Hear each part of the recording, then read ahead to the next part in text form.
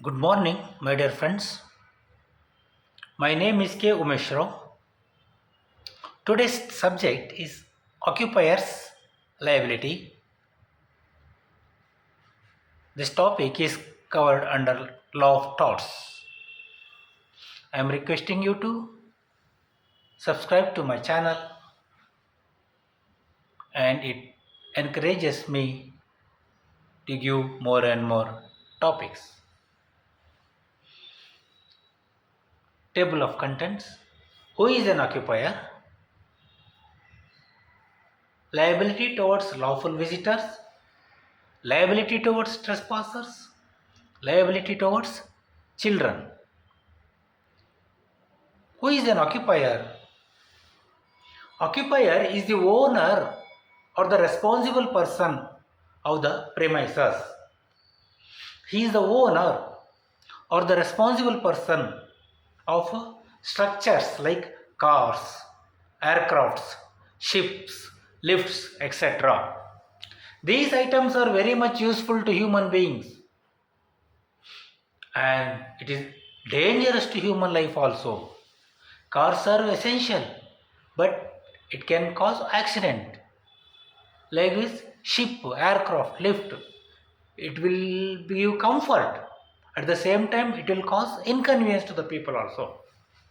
So, occupier of the above premises or goods or structures owe highest duty of care towards the visitors who came under the contract.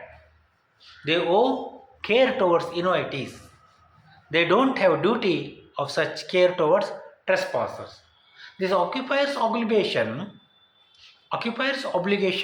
is considered under, we can study it under following three heads. One, liability towards lawful visitors, liability towards trespassers, and liability towards children. First we will take up liability towards lawful visitors.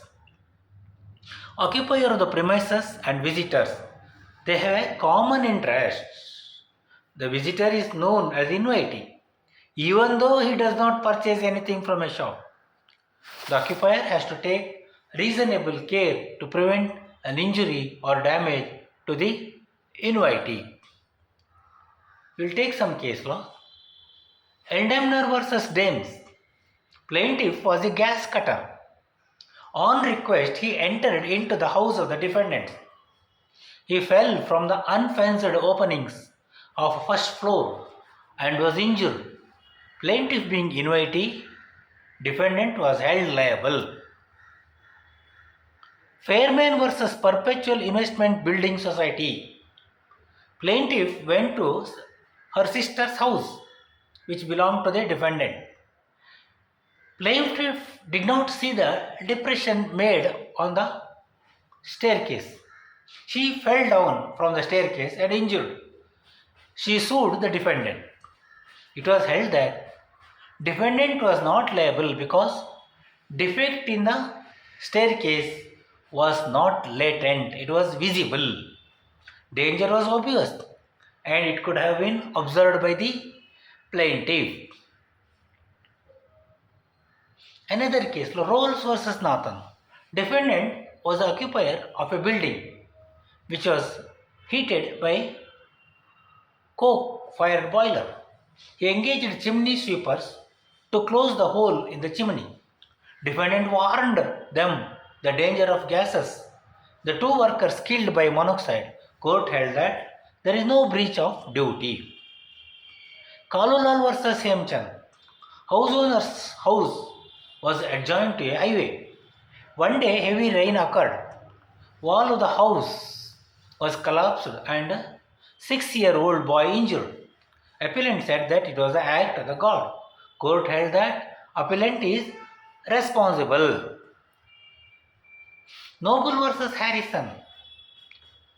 Branch of a tree growing on the defendant's land broke off and fell on the plaintiff's vehicle, which was passing along the highway.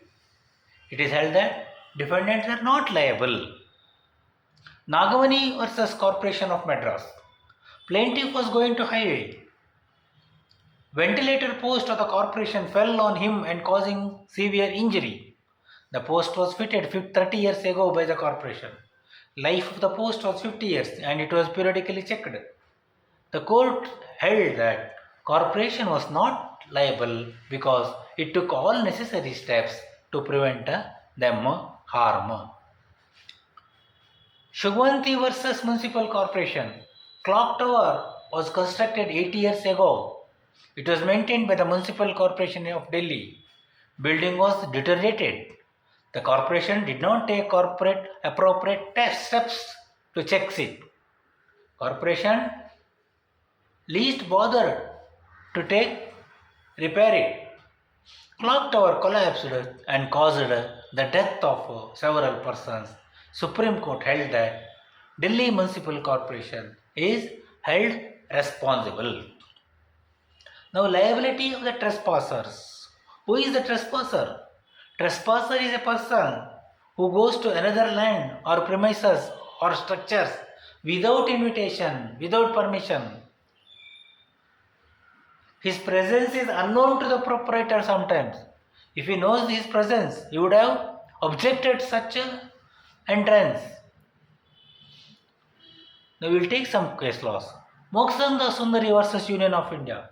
Plaintiff's husband was a regular railway passenger. He is having monthly railway ticket.